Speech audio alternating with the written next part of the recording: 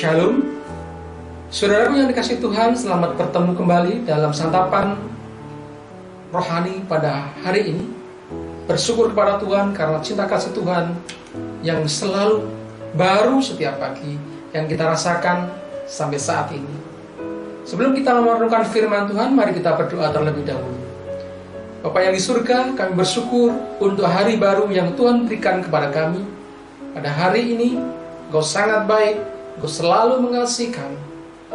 Dan pagi ini kami akan landasi kehidupan kami dengan firman-Mu, terangi setiap jalan kami, Bapa, sehingga kami diberkati oleh firman-Mu. Roh Kudus akan menuntun kami, sehingga kami boleh mengerti akan kehendak Tuhan. Kami sambut firman-Mu di dalam nama Tuhan Yesus Kristus. Haleluya. Amin. Saudaraku yang dikasihi Tuhan, kita akan belajar firman Tuhan yang saya beri tema memiliki hati yang mau dibentuk. Memiliki hati yang mau dibentuk. Yang terambil dari kitab Yeremia 18 ayat 4. Yeremia 18 ayat 4. Demikian firman Tuhan. Apabila bejana yang sedang dibuatnya dari tanah liat di tangannya itu rusak, maka tukang periuk itu mengerjakannya kembali menjadi bejana lain menurut apa yang baik pada pemandangannya. Amin. Saudaraku yang dikasihi Tuhan, seringkali kita menganggap bahwa seseorang yang bekerja sebagai pemulung adalah pekerjaan yang rendahan, dan kita pun memandangnya dengan sebelah mata. Namun saudaraku, tahukah saudara bahwa pemulung mencari barang-barang yang masih bisa didaur ulang untuk menjadi barang yang dapat dipergunakan dan memiliki nilai jual. Demikian juga saudaraku, dalam kehidupan kita ini, Tuhan rela datang sebagai manusia untuk mengambil kita dari sampah dunia ini dan didaur ulang menjadi sesuatu yang berharga.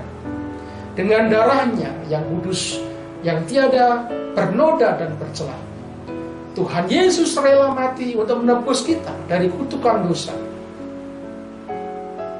Dalam firman-Nya berkata dalam Yesaya 1 ayat 18, sekalipun dosamu merah seperti kirmisi, akan menjadi putih seperti salju. Sekalipun berwarna merah seperti kain kesumba, akan menjadi putih seperti bulu domba. Saudaraku yang dikasihi Tuhan, karya penebusan Tuhan tidak hanya datang melalui ucapannya, tetapi melalui tindakan yang nyata. Dia sudah membayar harga dengan begitu mahal, bahkan di batas akhir kekuatannya. Dalam Matius 26 ayat 27b dan 39, dalam batas akhir kekuatannya, Tuhan berkata, dalam firman itu berkata, mulailah ia merasa sedih dan gentar. Maka ia maju sedikit, lalu sujud dan berdoa. Katanya, ya Bapakku, jikalau sekiranya mungkin, biarlah cawan ini lalu daripadaku. Tetapi janganlah seperti yang ku kehendaki, melainkan seperti yang Engkau kehendaki. Begitu berat pergumulan Tuhan Yesus menjelang penyaliban, sehingga peluknya saja menjadi seperti titik-titik darah yang bertetesan di tangan. Dalam Lukas 22 ayat 44b. Ibarat seorang pemulung, Yesus mengambil dan memilih sampah-sampah yang dapat didaur ulang. Dia pun mengambil kita untuk mengembalikan gambar Bapanya yang sudah rusak oleh karena dosa-dosa kita. Seperti bejana di tangan seorang panjuna, Dia memproses kita. Dan itu mungkin menyakitkan bagi daging kita, saudara. Tetapi apabila bejana itu sudah jadi, maka sungguh akan bernilai harganya. Yesus hanya butuh hati yang mau taat. Dan Yesus hanya butuh hati yang rela dibentuk untuk menjadi bejana yang indah di matanya. Memang tidak mudah, saudaraku, untuk hidup taat, melakukan kehendak Tuhan. Karena itu berlawanan dengan keinginan daging kita.